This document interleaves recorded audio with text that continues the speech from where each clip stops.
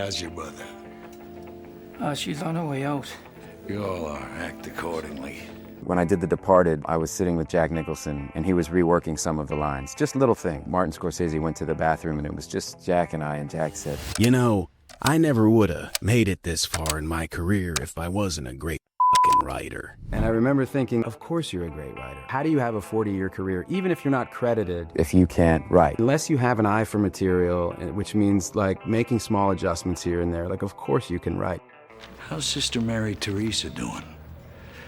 Had a tasty relationship before she took her vows. Enjoy your clams, cocksuckers.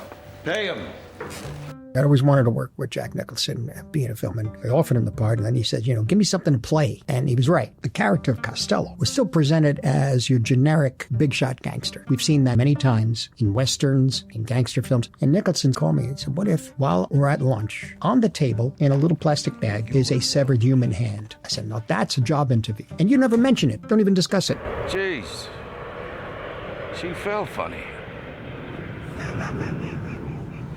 The one guy that you helped attract was Jack Nicholson. Jack said, more or less, it was because of Scorsese, and Leonardo was instrumental in that. It wasn't a matter of convincing, per se. It was more the fact that he really wanted to develop the character on his own, and you've got to let him do his own thing, and that's certainly what he did. All of us involved on the film never knew what to expect when he was on set, and that was certainly great for my character because I got to constantly be in fear of what was going to happen next. I got this rat, this annoying, key-eating fucking rat.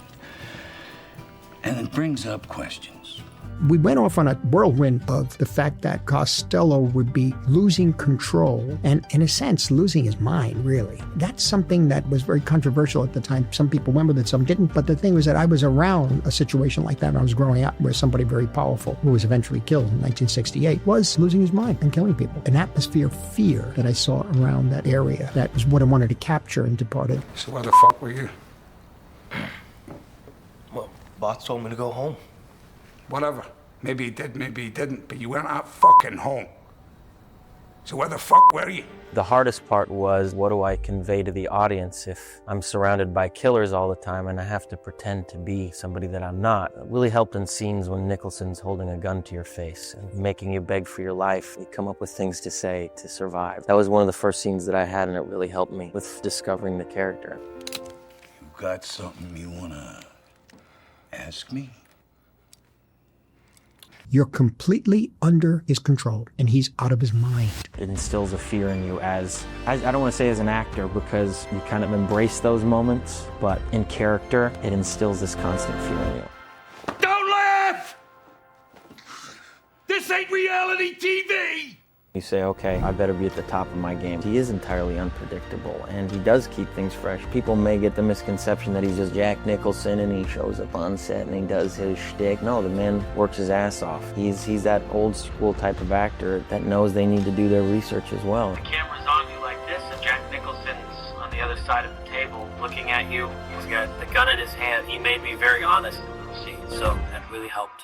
I don't crack up. Pick a place like this. Any cop could see you. Jesus. If it's such a fucking bad idea, why'd you show up? I own the place. It was great. I wish I had more scenes with him. He's a real force of nature, and he's wildly unpredictable. He showed up and nobody knew what to expect, and he turned everyone's life upside down, and then he left. Leo and I look like a deer in the headlights in all of our scenes with him. What's this guy gonna do? And that's exactly how it should have gone. In that sense, I think of him as a very generous actor. Because it was constantly spontaneous, he was constantly rewriting what he was going to say, what he was going to do. No one really knew. That was the agreement, as it should be. He's going to play that type of role. He has to make it his own.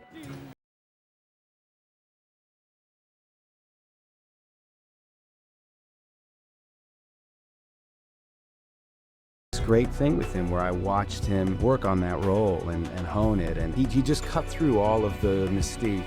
In one line, he just cut through it all for me. He really gets in there and he talks to himself, and he really gets into character and doesn't care who's listening or who's watching. He can go off the cuff and just say anything or do anything. I can't wait to wipe that fucking smirk right off of your face. Would you rather wipe my ass for me? I was improvising throughout the movie and said some unpleasantries to Jack, and he gave me a look that nobody else gave me. I did one more, and they both had a little chat, and then they said, make sure that that's the end of that. He has to be aware of what he does to people, though, don't you think? Of course he is, but that's why he's still, at the top of his game. That's why he's still one of the greatest American actors alive. He's a force of nature. You have to walk on set knowing that he's going to do something entirely unexpected every single day, including props that he brings in on set, and you have to be secure enough in your role and your character to react to this man.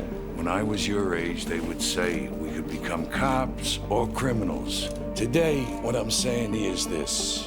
When you're facing a loaded gun, what's the difference? He works his ass off, is constantly inventing new spontaneous things, either on the spot or beforehand, and doing intense research. And he's something to aspire to be as far as his work ethic at this day and age. It's pretty amazing.